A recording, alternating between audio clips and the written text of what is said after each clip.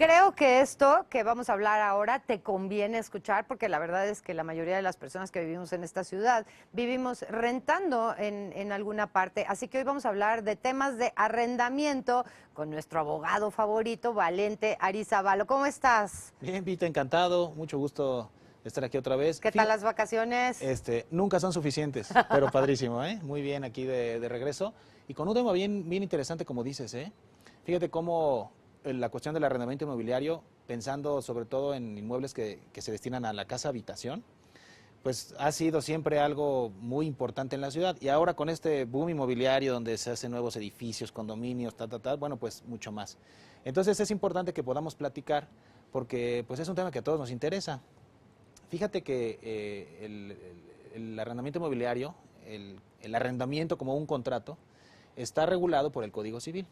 El Código Civil de nuestra ciudad tiene un capítulo especial que se dedica exclusivamente a los inmuebles que se destinan al uso habitacional, y hay algunos topes, algunas limitaciones, porque la idea, el espíritu de la ley, de ese capítulo es pues garantizar que no haya muchos abusos o que no haya abusos por parte principalmente del arrendador, del casero, para garantizar que las personas que tienen un contrato de arrendamiento, que cumplan con ciertas obligaciones que se desprenden de la ley y de los contratos, ahorita platicamos por qué, pues no puedan ser de un día para otro sacados, de un día para otro sorprendidos, ¿no?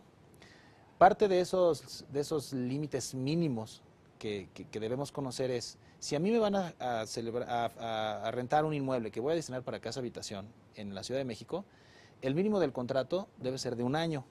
Contrato por menos tiempo se tiene por no puesto. Incluso el código dice que esos requisitos o que esos mínimos en favor del inquilino son irrenunciables. Entonces, si a mí en un contrato de arrendamiento yo firmo y me establecen otra cosa, como que el contrato pudiera durar 6 meses, o algunas limitaciones en cuanto al uso, o algunas cuestiones relacionadas con el incremento de la renta, que vayan más allá de esos límites, eso se tiene por no puesto, ¿no? Okay. Esa es una situación que se debe saber. ¿Cómo lo del incremento? Normalmente te ponen que se incrementa un 10%, una cosa así, es lo que te ponen generalmente, ¿no? Así es. En muchas ocasiones los contratos se adhieren a lo que dice la ley. O sea, tú vas con un abogado, quiero hacer un contrato, el abogado sabe lo que dice la ley, bueno, pues lo vamos a poner igual. Si no lo ponemos, estamos a lo que dice la ley. Si ponemos una cláusula, una condición diferente, se está a lo que dice la ley. En cuestión del incremento de la renta, las rentas que no superan 5,400 veces la unidad de cuenta, o sea, en dinero es un montón, son más de 100,000 pesos, no pueden incrementarse más del 10%. ¿Eso qué quiere decir? Que los que pueden tener una renta de 5,000, 6,000, 10,000, 20,000, 15,000, van a tener ese tope. La renta no puede incrementarse anualmente más de un 10%. Es obligación del arrendador expedir un recibo por la renta. Esas disposiciones manejan una presunción legal a favor del inquilino que es interesante.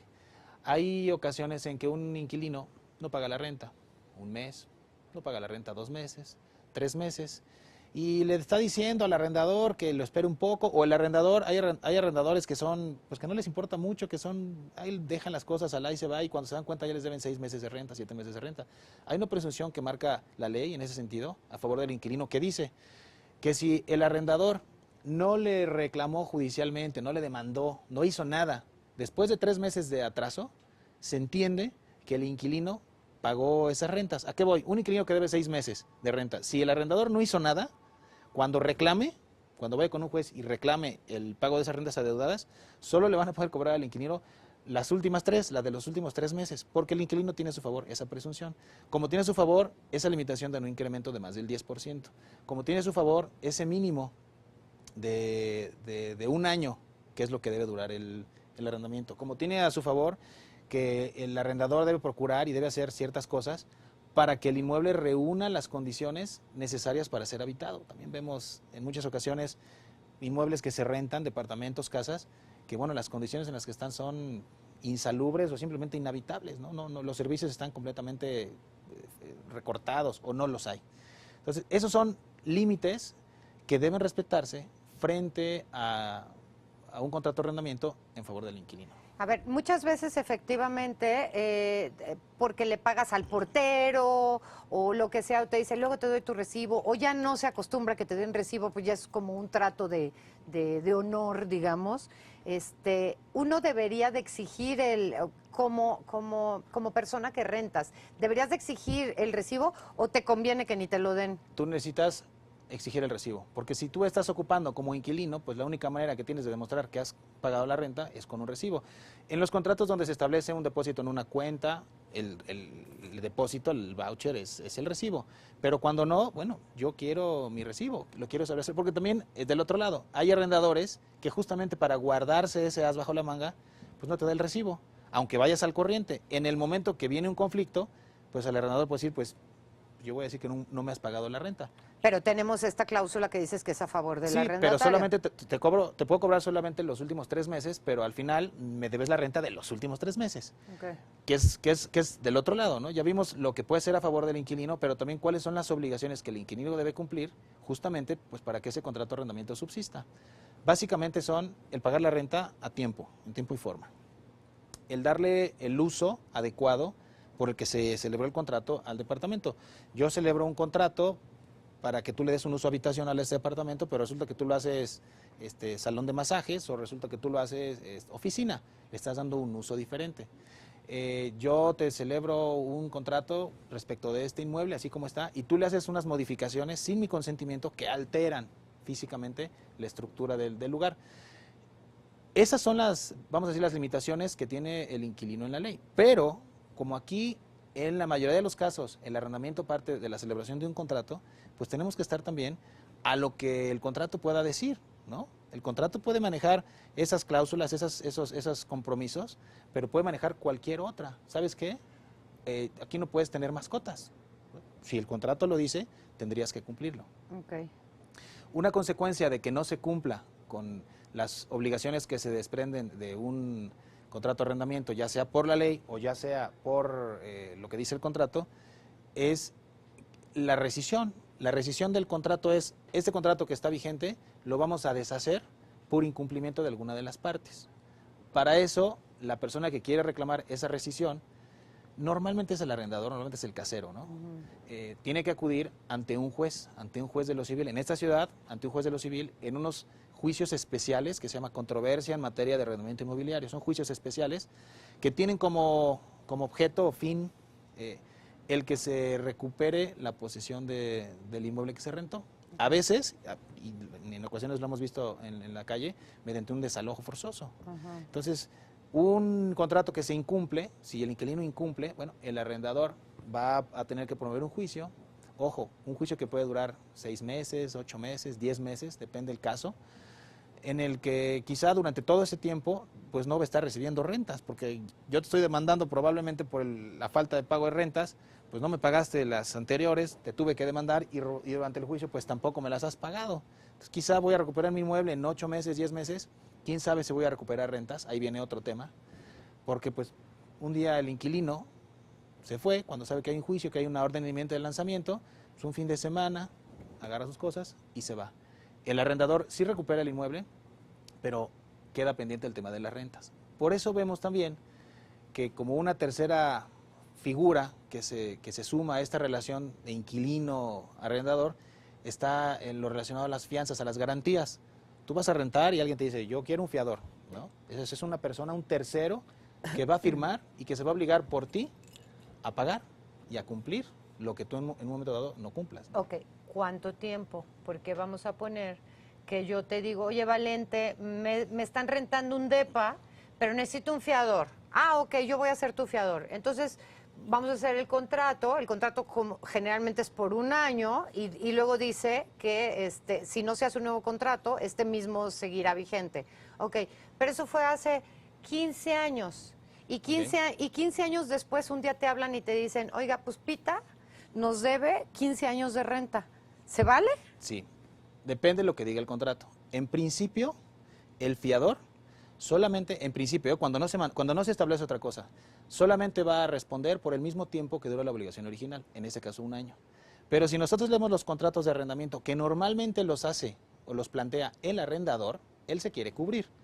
Entonces se hace firmar al fiador y ahí el fiador renuncia a unos beneficios, esos beneficios que se llaman de orden y excusión, así se llaman, que lo que quiere decir es eso, tú renuncias a estos beneficios, tú vas a ser responsable, vas a ser fiador, vas a ser garante del inquilino todo el tiempo, hasta que no me pague toda la renta y hasta que no me desocupe el inmueble.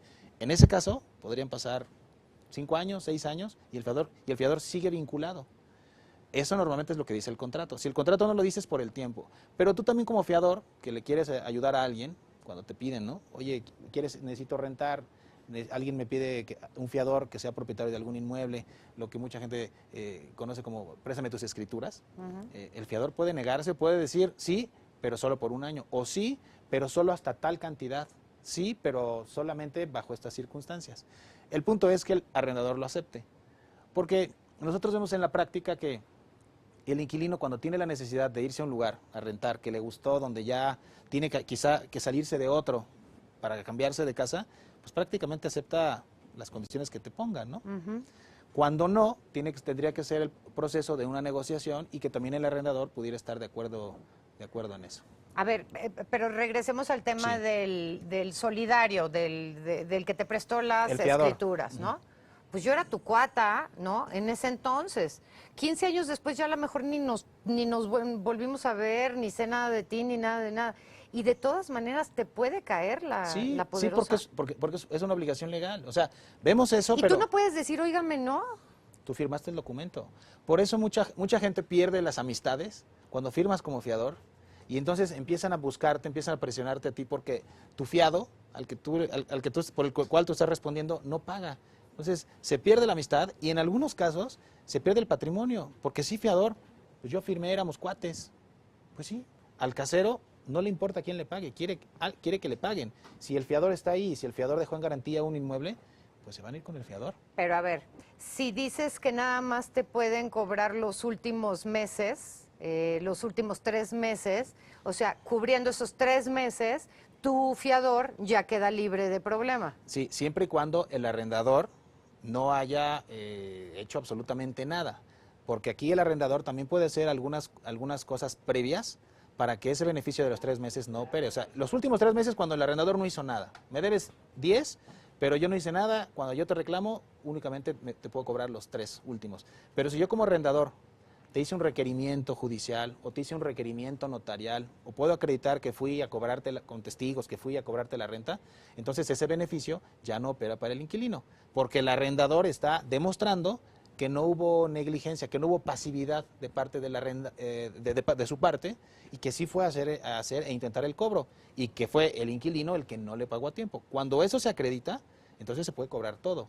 Pero al final, un fiador, ante ese supuesto donde se pudiera incluso beneficiar por esta disposición que hablamos, por esta presunción a favor del inquilino, va a decir, está bien, me debes los últimos 3 meses, o me van a poder cobrar los últimos 3 meses, pero también pues todo el tiempo que yo seguí ocupando del juicio hacia adelante. O sea, si es un juicio de 10 meses, hacia adelante, okay, más lo que pudo haberse acreditado en el pasado. Okay. Y sí, habrá una sentencia dictada por un juez que diga, pues tú eres responsable, incluiste en mora, procede la rescisión del contrato, como consecuencia de la rescisión, la desocupación del inmueble y también el pago de las rentas, pero quizá también el pago de una pena convencional, ¿no?, que a veces se maneja en el contrato, y también quizá el pago de intereses moratorios que también se establece en el contrato. O sea, tú me debías pagar una renta de 5,000 pesos al mes.